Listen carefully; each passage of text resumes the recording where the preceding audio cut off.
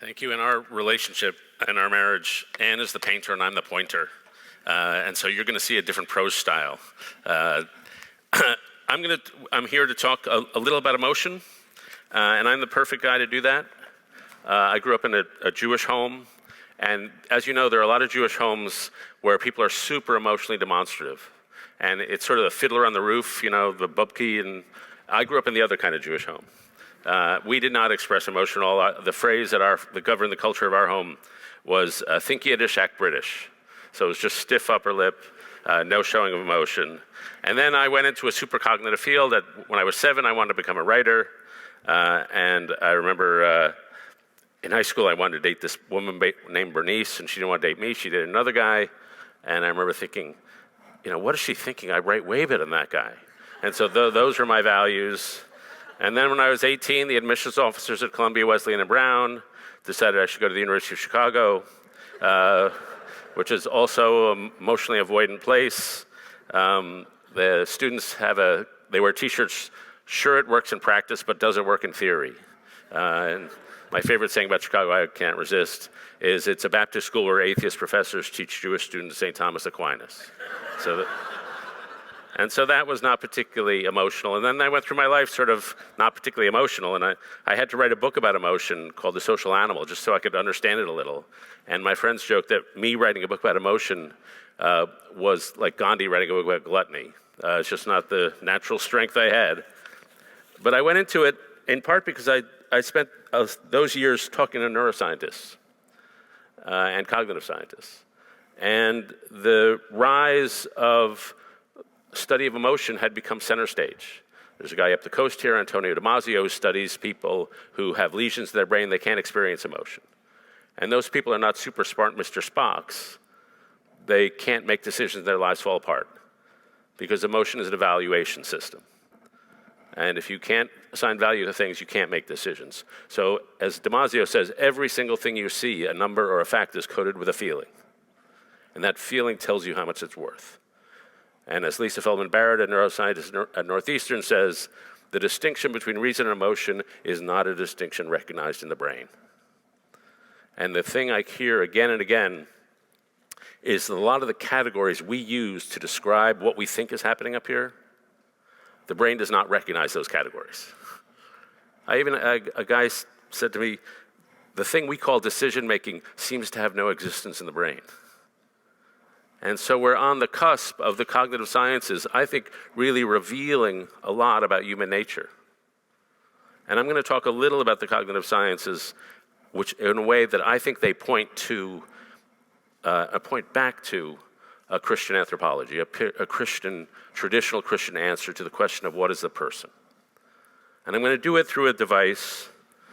And if you've ever get one of these emails, it says 2 people who should know each other. I don't know if you ever get those. It's like somebody introducing you to somebody, and you really don't want to meet this person.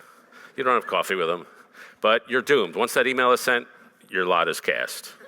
So imagine me in a coffee shop. We've had this email. I'm sitting there waiting for you. You walk in the door, and you don't want to go around from table to table asking every random dude, are you David, are you David, are you David? So you stop and scan the room, like scanning this room. It looks like you're sitting there, you open your eyes, and the information from the room comes in, and you interpret it. But that's not the way seeing works. If that was how seeing works, you would be overwhelmed with data. As Leonard Mlodinow wrote in his book Emotional, your mind can take in maybe 10 bytes of information per second consciously, but even as still photographs contain several million bytes of data. There's just too much data out there. So what your brain does is it asks itself, what happened last time I was in this situation, and it casts out a series of predictive models of what it expects to see. And then the eyes check to see if those models are correct. It feels like it's perception response, it's really prediction correction. We're casting out models, which is the opposite of how it seems.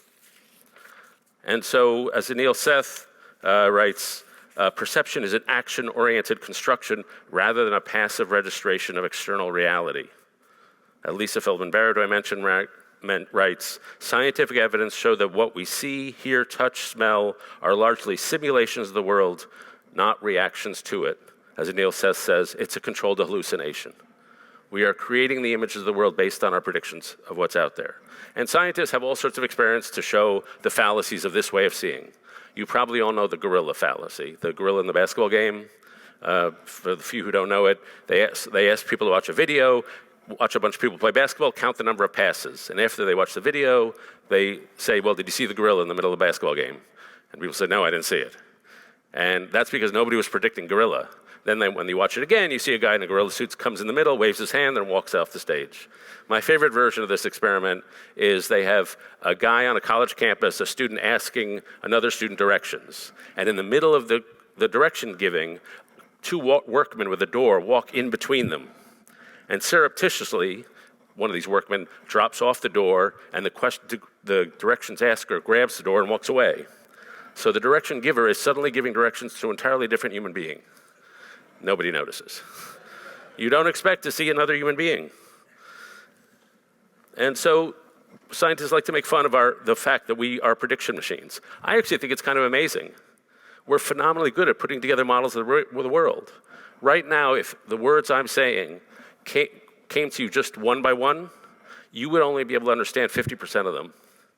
But because you sort of know how sentences flow, you can predict the sounds I'm making. You can predict what those words are. Similarly, a rainbow.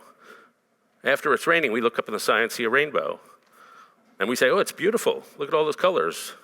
Well, a rainbow has no colors. It's just a bunch of light waves. A rainbow has no bands. It's just a continuous flow of light. But we divide it into bands. We in the West divide it into 7 bands. But Russians have two words for the letter blue, light blue and dark blue, so they see 8-banded rainbows. They've constructed the world differently. And our culture shapes how we perceive and see color. Here's a passage from a trade show magazine, a fashion trade journal from 1918. The generally accepted rule is pink is for boys and blue is for girls. The reason is that pink, being a more stronger and decided and more masculine color, is more suited for a boy, while blue, which is more delicate and dainty, is prettier for a girl. That was 100 years ago, but our perception of blue and pink have utterly flipped. And so when you see this stuff, you come away amazed how much is going on up here and down here, and how creative we are at creating our version of reality. It's just an amazing act of creativity. Our emotions are the same. Inside, your body is doing all this stuff with stress, muscles, digestive tract, and your brain is reading the body in the same way the brain is reading the world. It's making predictions about what's going on, what it expects to see down there, and it's checking up to see if those predictions are true. And there's a process called interoception. And again, it happens the opposite of the way it seems. It seems like you feel fear, you see a bear, you feel fear, you start running away. But as William James discerned 100 years ago, you were running away because you're already afraid of the bear. When you slam on the brakes of the car, your brain doesn't have time for you to feel fear to slam on the brakes. It slams on the brakes and then later you feel fear, which is the opposite of how we think of it. And so these are all, again, the production of emotions. And it's partly an individual thing based on our background and past, and it's partly a cultural thing. Different cultures have different concepts for different emotions. The Dutch have gezelligheid, which is coziness of being together. I can ask Mako, but the Japanese apparently have a word, which I'm not going to try to pronounce, which arises when someone has done you a favor you didn't want them to do, but you have to thank them for it anyway. The Danes apparently have a word for, I feel bad for you because you just expressed too much emotion in public. And so these are different emotions that different countries have, which we are creating. And so these emotional conversations affect what we see. We think what we see affects how we feel. But more often, what we feel affects what we see. There was a guy who was a soldier in southern Africa, and he wrote to Feldman Barrett about a time when he was hunting gorillas in the wood, the military kind, and he saw a guy with an AK-47 leading a troop of soldiers. And he's about to take out the guy. His buddy taps him and says, it's a boy.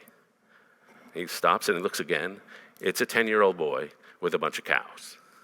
But his fear had completely affected what he saw. And so again, what we see is a controlled hallucination. So anyway, you're still in the coffee shop. You're looking over at me. We have that eye look where we say, yeah, I'm the person you're looking for. And you start walking over to me. And you would think that process would be pretty simple.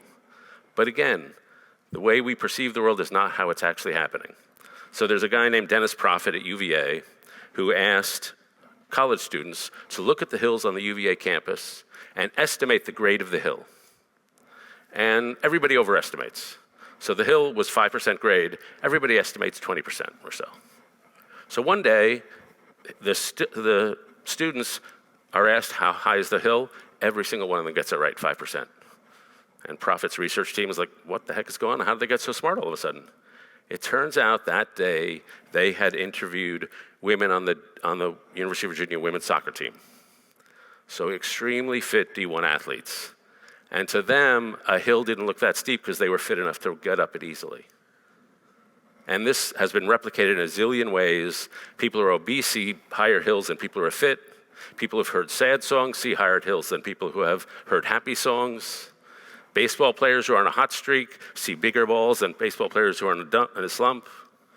And this is a phenomenon which Proffitt discovered it, but did not invent. The first person who theorized about this was a guy named J.J. Gibson. And he said, how we see a situation depends on what we can do in a situation, which is called the theory of affordances, what the situation affords.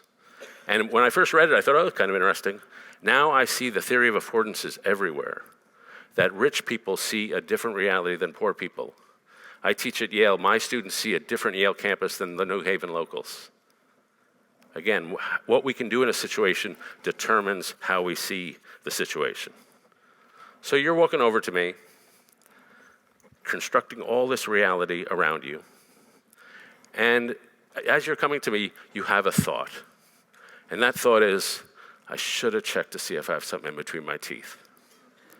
And this thought is the most amazing creation, in my view, in nature. Because out of the 3 pounds of meat in your head, a thought came out. How did that happen? I've read a zillion books on consciousness. I think they're all kind of hopeless.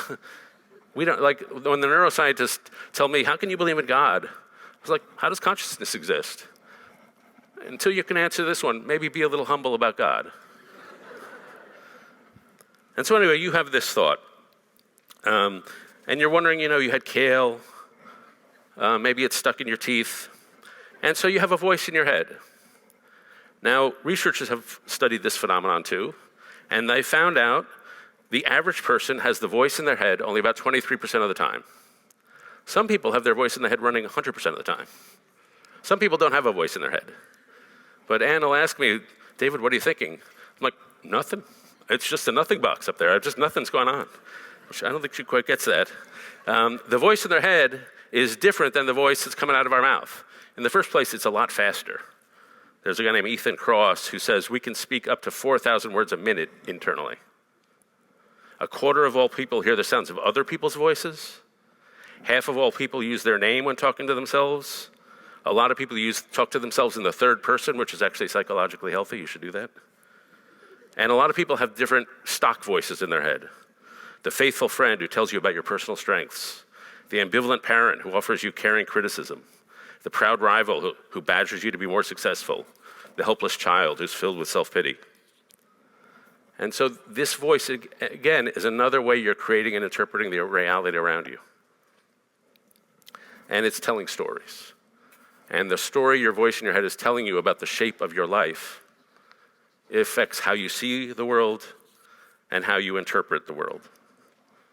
So the point of this little diatribe is to prove to you you're not who you think you are.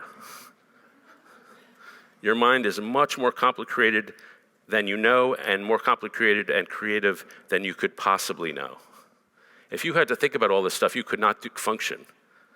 Your mind is doing this unconsciously for you because it needs you to get on with the business of getting your picture taken with Francis Collins.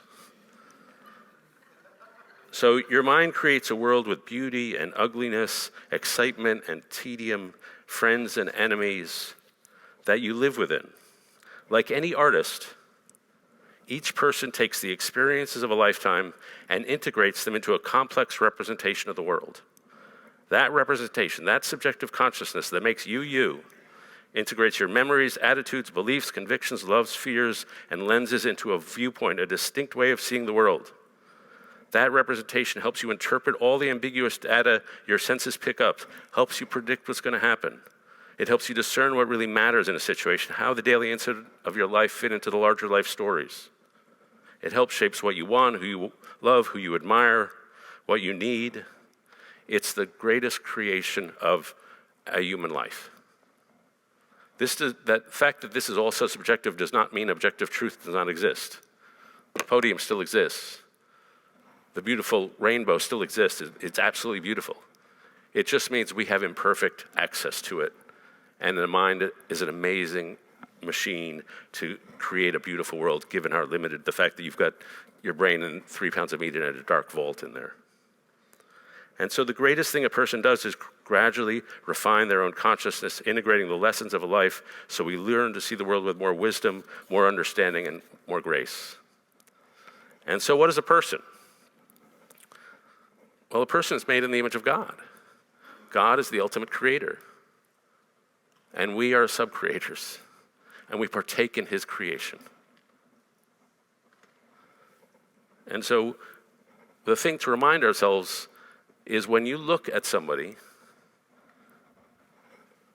you're seeing an amazing artist creating a viewpoint, creating a perspective, creating a landscape, and even a movie. They're in their movie. Sometimes we think everyone's in my movie. We're all making our own movies. And so I talk to mostly to secular audiences. And I tell them, if you really want to treat a person well, really think about each person as made in the image of God. If you really want to know how to treat a person, think of them as a soul. And because I'm a secular writer, I talk to secular audiences.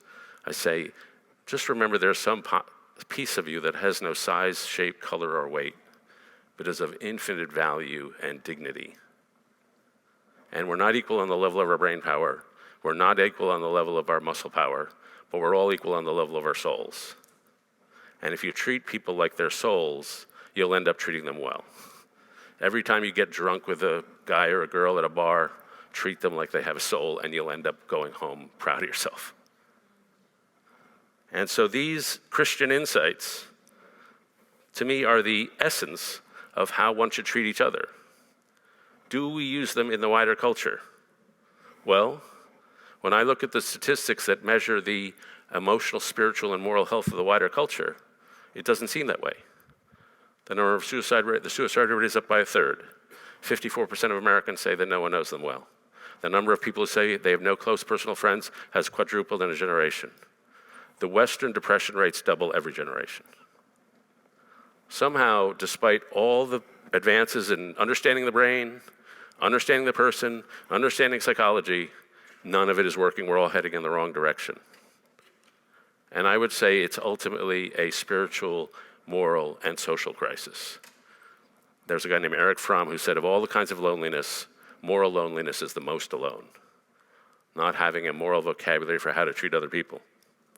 But then, even more directly, there's an epidemic of blindness in our society. I see it every day in my career as a journalist of people who say, I feel invisible, unheard. This is rural people feeling coastal elites don't see them. Black people telling me that the white people don't have the slightest clue about their daily experience. Republicans and Democrats looking at each other in blind incomprehension. Husband and wife in unsuccessful marriages realizing the person who should know them best has no clue. And so this blindness is about failure of recognition, failure to recognize each other, failure to appreciate the complexity, depth, and creative genius of each human being. The Bible is filled with dramas of recognition. Abraham and Esau. The disciples don't recognize the risen Christ. The Good Samaritan. The injured guy is sitting on the side of the road. The Levite doesn't see him. Only the Samaritan sees him. And in the Bible, these failures of sight and recognition are not intellectual failures. They're failures of the heart. A failure to see with the heart. And so to me, what the Bible gives us is not only an accurate depiction of the human person, which seems very modern. It gives us an accurate depiction of what knowledge is, that there is no distinction between reason and emotion. In the Bible, as you know, to know can mean a lot of different things. To study or to have sex with, enter into covenant with. In the Bible, God's knowing is the kind of knowing we should all offer each other. It's not a cold, analytic, detached seeing. It's an illumination. It's casting forth divine light onto people to make them grow. And if we imitated that way of seeing each other, we would enter into each relationship, not saying, I'm going to see you, I'm going to illuminate you with the beam of my love. In the Bible, and this is one of Pope Francis's favorites, the way we are with each other is accompaniment. We don't just walk together, we accompany each other. Think of the pianist accompanying the singer. It's an other-centered way of serving to make other people more beautiful. And that accompaniment is how we go through daily life. And then finally, conversation. One of the things I think we're learning is that empathy is great, but empathy is limited. You think you're empathetic enough to imagine your way into another person's mind, the evidence suggests you are not. And so you have to ask people questions. And it's that conversation and communion that is the ultimate way of knowing each other. And so really what I've been trying to describe is this process of seeing another person and seeing in the way they should be seen. And I can tell you, I ask people, tell me about a time someone saw you. And they describe these moments as the most beautiful of their lives and transformative. And I'm going to embarrass Anne by closing with a time I saw her. And so this happened, 2 years ago now. So we're in a house in DC, and I was sitting at the dining room table reading an extremely boring book. And Anne came in the front door, and she didn't see me, naturally, because I'm so much charisma. And she opens the front door, and she happens to rest her eyes on an orchid which we had on a table by the door. And she's just absent-mindedly resting her eyes on it. And I looked up from my boring book, and a thought just crossed my mind. I know her. I really know her.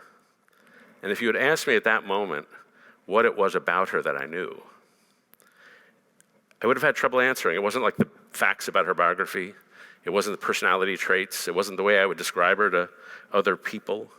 It was as if I was seeing her motion, her response, how her mind creates her reality. That because you're with somebody a lot, you know them well, and it's like the flow of her emotions, the rise of responses and incandescence and insecurities and all the flows of any person.